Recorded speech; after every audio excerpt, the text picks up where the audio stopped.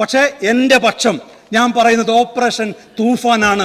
ലഹരി മാഫിയയുടെ വേരറുത്ത operation തൂഫാനാണ്. Sir, madam, പഴയ പോലീസാണ്, മാറ്റമില്ല. ആന്റി നാർക്കോട്ടിക് സെല്ല് പഴയതാണ്, മാറ്റമില്ല. പക്ഷേ മാറ്റമുണ്ട്. പഴയ ആഭ്യന്തരമന്ത്രി അല്ല ഇന്ന് കേരളത്തിന്റെ ആഭ്യന്തരമന്ത്രി, പഴയ മുഖ്യമന്ത്രി അല്ല ഇന്ന് കേരളത്തിന്റെ മുഖ്യമന്ത്രി. ഞാൻ ഈ ധനാഭ്യർത്ഥനയെ പിന്തുണയ്ക്കുകയാണ്. ഓയൻട്രിയുടെ ദ ലാസ്റ്റ് ലീഫ് എന്ന ഒരു ചെറുകഥ ന്യൂമോണിയ ബാധിച്ച് അത്യാസന്ന നിലയിൽ കഴിയുന്ന ഒരു കുട്ടിയെക്കുറിച്ചാണ് പറയുന്നത്. ആ കുട്ടി തൻ്റെ തെരുവിൻ്റെ സമീപത്തുള്ള വീട്ടിൽ നിന്ന് പുറത്തേക്ക് നോക്കുമ്പോൾ ഇല കൊഴിയുന്ന ഒരു മരം കാണും. ആ മരത്തിൻ്റെ ചില്ലകളിൽ നിന്ന് ഇല കൊഴിയുമ്പോൾ ഞാൻ അതിനനുസരിച്ച് മരിച്ചു പോകുമെന്നാണ് ആ കുട്ടി വിചാരിച്ചിരുന്നത്. ഓരോ ദിവസവും ഇല കൊഴിയും, ആ കുട്ടി മരണത്തോട് അടുത്തു നീങ്ങും. അവസാനം ഒരില മാത്രം ബാക്കിയായി.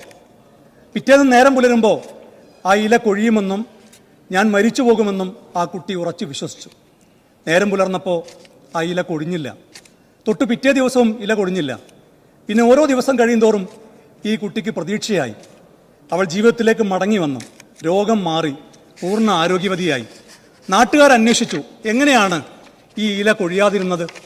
അപ്പോഴാണ് അവർക്ക് മനസ്സിലായത് ആ നാട്ടിലെ ഏറ്റവും പ്രശസ്തനായ ഒരു കലാകാരൻ തൻ്റെ മാസ്റ്റർ പീസായ ഒരു ചിത്രം ഒരു ഇലയുടെ രൂപത്തിൽ അവിടെ വരച്ചു വെക്കുകയായിരുന്നെന്ന്.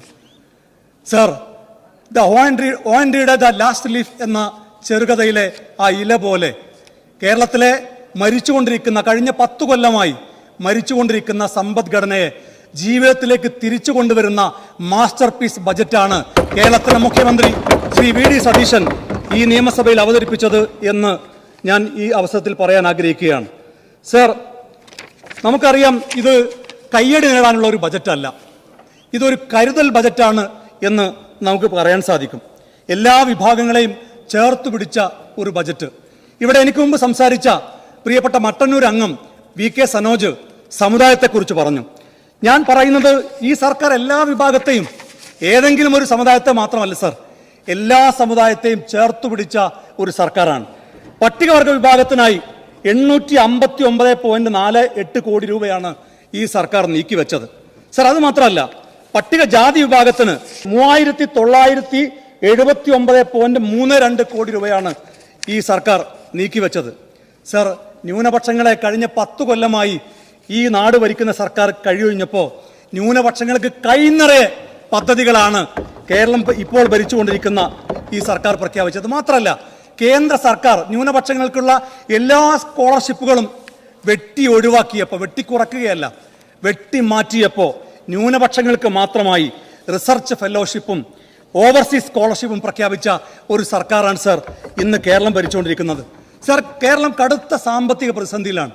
പക്ഷെ ഒരു ടാക്സും പുതുതായി ഈ സർക്കാർ ജനങ്ങളുടെ തലയിൽ ചുമത്തിയില്ല. ടാക്സ് ഇമ്പോസിഷൻ അല്ല, ടാക്സ് അഡ്മിനിസ്ട്രേഷനാണ് ഈ സർക്കാരിന്റെ നയം എന്ന് കേരളത്തിന് ധനകാര്യമന്ത്രി പറഞ്ഞു. കഴിഞ്ഞ 10 കൊല്ലമായി കേരളത്തിന് കേട്ടുപരിചയമില്ലാത്ത പദങ്ങളാണ് സർ ഇതൊക്കെ. വ്യവസായ മേഖലയ്ക്ക് കൈനിറയെ പണമാണ് ഈ സർക്കാർ അനുവദിച്ചത്. എന്താണ് പ്രതിപക്ഷത്തിന്റെ ആരോപണം? വ്യവസായ മേഖലയിൽ പൊതുമേഖലകൾ പൂർണ്ണമായും സ്വകാര്യവൽക്കരിക്കാൻ പോകുന്നു. ബഹുമാനപ്പെട്ട കേരളത്തിലെ മുഖ്യമന്ത്രി അതിന് മറുപടി പറഞ്ഞു.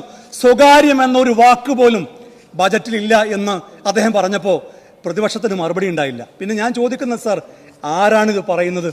പൊതുമേഖലാ സ്ഥാപനങ്ങളെ പൂർണ്ണമായും വിറ്റ് തുലച്ചവർ അല്ലേ ഇന്ന് പ്രതിപക്ഷത്തിരിക്കുന്ന കൂട്ടർ? നിങ്ങൾ അടച്ചുപൂട്ടിയില്ലേ പൊതുമേഖലാ സ്ഥാപനങ്ങൾ? നിങ്ങൾ പൊതുമേഖലാ സ്ഥാപനങ്ങൾ അടച്ചുപൂട്ടുക മാത്രമല്ല, പൊതുമേഖലാ സ്ഥാപനങ്ങളിലെ മെഷീനുകൾ പൊളിച്ചു വിറ്റു സർ. കേരളത്തിൽ കഴിഞ്ഞ സ്പിന്നിംഗ് മിൽ, മലപ്പുറത്തെ സ്പിന്നിംഗ് മില്ലിലെ മെഷീനുകളടക്കം നിങ്ങൾ പൊളിച്ചു വിറ്റതാണ് നമുക്ക് കാണാൻ സാധിച്ചത്. എന്നാൽ കേരളം ഭരിക്കുന്ന ഈ സർക്കാർ വ്യവസായ മേഖലക്ക് 1115.48 കോടി രൂപയാണ് നീക്കിവെച്ചത്. മാത്രമല്ല, കേരളത്തിന് പ്രിയങ്കരനായ വ്യവസായ മന്ത്രി കേരളത്തെ വ്യവസായ സൗഹൃദ സംസ്ഥാനമാക്കി മാറ്റും എന്ന് പറഞ്ഞിരിക്കുന്നു. മാത്രമല്ല, കേരളത്തിന് മുഖ്യമന്ത്രി പറഞ്ഞിരിക്കുന്നു അതിനായി ഒരു ഇൻവെസ്റ്റ്മെന്റ് കൗൺസിൽ രൂപീകരിക്കാൻ പോവുകയാണ്. നമുക്ക് ഉറപ്പിച്ചു പറയാൻ സാധിക്കും, കേരളത്തിൽ ഇനി ഒരു ആന്തൂരിലെ സാജന്മാർക്കും ആത്മഹത്യ ചെയ്യേണ്ടി വരില്ല. അവർക്ക് അനുകൂലമായ ഒരു സർക്കാരാണ് ഇന്ന് കേരളം ഭരിച്ചുകൊണ്ടിരിക്കുന്നത്. സർ, സ്ത്രീ സുരക്ഷയെക്കുറിച്ച് ഇവർ പറഞ്ഞില്ലേ? ഞാൻ ചോദിക്കുന്നത്, സ്ത്രീ സുരക്ഷാ പെൻഷനെ കുറിച്ച് ഇവർ പറഞ്ഞു.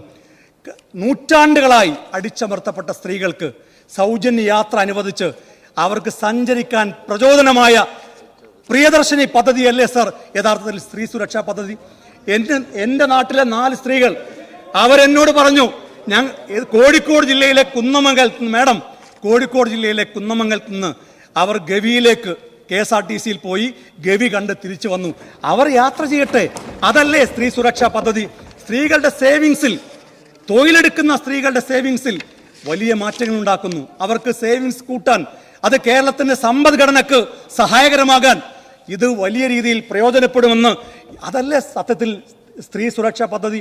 ഈ പ്രിയദർശിനി പദ്ധതിയല്ലേ സത്യത്തിൽ സ്ത്രീ സുരക്ഷാ പദ്ധതി എന്ന് ഞാൻ ചോദിക്കും. എന്തിനാണ് സാർ ഇവർ ഈ പദ്ധതികളെ, പ്രിയപ്പെട്ട സുമോദ്, എന്തിനാണ് നിങ്ങൾ ഈ പദ്ധതികളെ എതിർക്കുന്നത്? സാർ, ഒരു കുട്ടി സ്കൂൾ വിട്ട് മുത്തച്ഛൻ്റെ അടുത്ത് വന്നു. മുത്തച്ഛനോട് പറഞ്ഞു, സ്കൂളിലേക്ക് ഈ ബജറ്റിനെ കുറിച്ച്, മുഖ്യമന്ത്രി അവതരിപ്പിച്ച ബജറ്റിനെ കുറിച്ച് അഭിപ്രായം പറയാൻ വേണ്ടി പറഞ്ഞിട്ടുണ്ട്. എനിക്കൊന്നും അറിയില്ല, എന്താണ് മുത്തച്ഛൻ ഇതേക്കുറിച്ചുള്ള അഭിപ്രായം? മുത്തച്ഛൻ പറഞ്ഞു, ഞാൻ കൂടുതലൊന്നും പഠിച്ചിട്ടില്ല, പക്ഷേ ഇത് ഭാവിയിൽ നമുക്ക് എന്തോ ഉപകാരമുണ്ടാകുന്ന പദ്ധതികൾ അവതരിപ്പിച്ചൊരു ബജറ്റാണ് എന്ന് എനിക്കറിയാമെന്ന് പറഞ്ഞു. അപ്പോൾ കുട്ടി മുത്തച്ഛനോട് ചോദിച്ചു, എങ്ങനെയാണ് മുത്തച്ഛന് അങ്ങനെ പറയാൻ സാധിക്കുന്നത്? ബജറ്റിനെ കുറിച്ച് കൂടുതൽ പഠിച്ചിട്ടില്ല എന്ന് പറഞ്ഞു, പക്ഷെ ഭാവിയിൽ ഉപകാരം ഉണ്ടാവുമെന്ന് എങ്ങനെ പറഞ്ഞു, എങ്ങനെ മനസ്സിലാക്കി? മുത്തച്ഛൻ പറഞ്ഞു, ഭാവിയിൽ ഉപകാരം, ഇത് ഈ പദ്ധതികളെയൊക്കെ ഇടതുപക്ഷം എതിർക്കുന്നുണ്ട്. ഭാവിയിൽ ഉപകാരമുണ്ടാകുന്ന പദ്ധതികളെയാണ് ഇടതുപക്ഷം എതിർക്കാറുള്ളത്. അതുകൊണ്ട് ഈ പദ്ധതിയും ഭാവിയിൽ ഉപകാരമുള്ള പദ്ധതികളായിരിക്കുമെന്ന് ആ മുത്തച്ഛൻ പറഞ്ഞത് ഇന്ന് നാട്ടിലെ ജനങ്ങൾ മുഴുവൻ പറയുന്ന ഒരു കാര്യമാണ് നമ്മൾ ഇന്ന് കണ്ടുകൊണ്ടിരിക്കുന്നത്. സാർ, ഈ സർക്കാരിന്റെ പദ്ധതിയിൽ ഏറ്റവും, ഞാൻ അവസാനിപ്പിക്കാം, ഈ സർക്കാരിന്റെ പദ്ധതിയിൽ ഏറ്റവും ജനകീയമായ, ഏറ്റവും പ്രശംസ പിടിച്ചു പറ്റിയ പദ്ധതി ഏതാണെന്ന് ചോദിച്ചാൽ നമുക്കിടയിൽ അഭിപ്രായ വ്യത്യാസമുണ്ടാകും. പക്ഷേ എൻ്റെ പക്ഷം, ഞാൻ പറയുന്നത് ഓപ്പറേഷൻ തൂഫാനാണ്. ലഹരി മാഫിയയുടെ വേരറുത്ത ഓപ്പറേഷൻ തൂഫാനാണ്. സർ, മാഡം, പഴയ പോലീസാണ്, മാറ്റമില്ല. ആന്റി നാർക്കോട്ടിക് സെല്ല് പഴയതാണ്, മാറ്റമില്ല. പക്ഷേ മാറ്റമുണ്ട്. പഴയ ആഭ്യന്തരമന്ത്രിയല്ല ഇന്ന് കേരളത്തിന്റെ ആഭ്യന്തരമന്ത്രി, പഴയ മുഖ്യമന്ത്രിയല്ല ഇന്ന് കേരളത്തിന്റെ മുഖ്യമന്ത്രി. സർ, മാഡം, ഒറ്റ കഥ കൂടി പറഞ്ഞ് ഞാൻ അവസാനിപ്പിക്കുകയാണ്. തമിഴ്നാട്ടിലെ കുഞ്ഞിക്കഥകൾ, തമിഴ്നാട് നിയമസഭയിലെ കുഞ്ഞിക്കഥകളുടെ കാലമാണ്.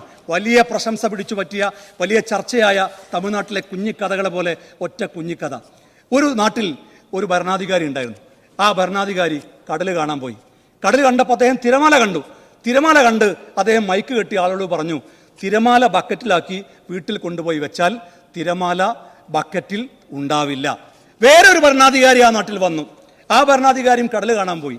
ആ ഭരണാധികാരി കടൽ കണ്ടപ്പോൾ ഈ കടൽ എങ്ങനെയാണ് എൻ്റെ നാട്ടിലെ ജനങ്ങൾക്ക് ഉപകാരപ്പെടുത്താൻ സാധിക്കുക എന്ന് അദ്ദേഹം ചിന്തിച്ചു. തുറമുഖങ്ങൾ എങ്ങനെ എൻ്റെ നാട്ടിലെ ജനങ്ങൾക്ക് പ്രയോജനപ്പെടുത്താൻ സാധിക്കും എന്ന് അദ്ദേഹം ചിന്തിച്ചു. അദ്ദേഹം പഠിച്ചു, എന്നിട്ടൊരു പദ്ധതി ഉണ്ടാക്കി. ആ പദ്ധതിക്ക് മിഷൻ സമുദ്ര എന്ന് പേരിട്ടു. അങ്ങനെ ജനകീയമായ പദ്ധതികൾ നടപ്പിലാക്കുന്ന ഈ ധനാഭ്യർത്ഥന ചർച്ചയെ ഞാൻ പൂർണ്ണമായി അഭിമാനത്തോടെ പിന്തുണച്ചുകൊണ്ട് ഞാൻ എൻ്റെ വാക്കുകൾ അവസാനിപ്പിക്കുന്നു.